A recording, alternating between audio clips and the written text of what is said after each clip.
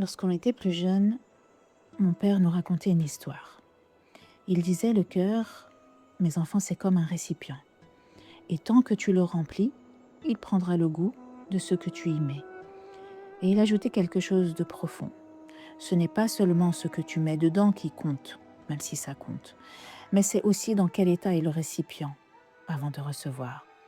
Et il disait, si tu verses du lait pur dans un récipient propre, le lait reste pur et son goût ne s'altère pas.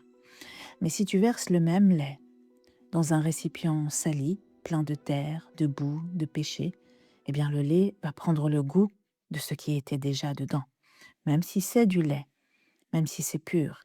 Et le cœur fonctionne pareil, nous disait-il. Tu peux lire le Coran, faire du zikr, pratiquer ta religion. Mais si ton cœur reste malgré tout encombré d'orgueil, d'ostentation, de rancune, de rancœur, de jalousie, d'amour, de l'image, de s'exposer, de dureté, de dunya, de colère, etc., etc., alors même le bien que tu fais va prendre le goût de ton cœur.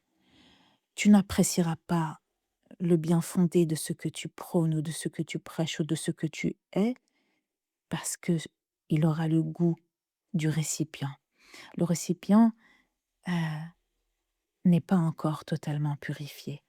Et c'est aussi le rôle de Ramadan. Il vient d'abord vider le récipient et laver les cuves. Il vide le corps de ses excès, normalement, la langue de ses habitudes, normalement, le regard de ses distractions, le cœur de ses attachements, l'âme de ses peurs, le mental de ses pensées, le corps de sa fainéantise, normalement. Ramadan nettoie le récipient jusqu'au dernier jour. Et une fois nettoyé, tu n'as pas envie de le ressalir, normalement. Tout comme un vêtement propre que l'on t'a offert ou que tu t'es offert. Ou tout comme quelqu'un qui revient du Hajj. Quand quelqu'un revient du Hajj, du pèlerinage, euh, et lorsqu'il vient juste de revenir, hein, qu'il n'a pas encore ressali le récipient, on le sent. Avant même qu'il ne parle, avant même qu'il ne raconte, il a sur lui une lumière, subhanallah. On ressent quelque chose, on le regarde autrement, et on est d'ailleurs ému pour lui. Pourquoi? Parce qu'il revient avec le poids d'une parole qu'il a portée. Le fameux labbaik Allahumma labbaik. Me voici, oh Allah, me voici. Me voici, tu n'as pas d'associé, me voici. Certes, la louange, la grâce et la royauté t'appartiennent. Tu n'as pas d'associé, la sharik lak. Ce n'est pas une parole légère, elle signifie littéralement me voici encore et encore. Donc ce n'est pas juste me voici, mais je te réponds continuellement. Et le pèlerin ne l'a pas seulement dite, cette phrase, il l'a vécue. Il l'a répétée en marchant, en attendant, en transpirant, en pleurant, en espérant. Et à force de la répéter, elle est descendue dans le récipient. Car dire labbaik, ce n'est pas seulement dire me voici, mais c'est dire j'ai répondu à ton appel, je suis venu. Et celui qui dit cela sincèrement ne peut plus vivre pareil. Alors, quand il revient, il est transformé, normalement. Il parle moins, et plus de n'importe quoi, il regarde moins et plus n'importe quoi, il juge moins et se remet plus en question, il écoute plus, etc. Pourquoi? Parce qu'il a goûté au fait de remettre Allah au centre. Et il a tourné, tourné, tourné autour de la Kaaba. Et à chaque tour, il a compris quelque chose. Tout doit tourner autour d'Allah.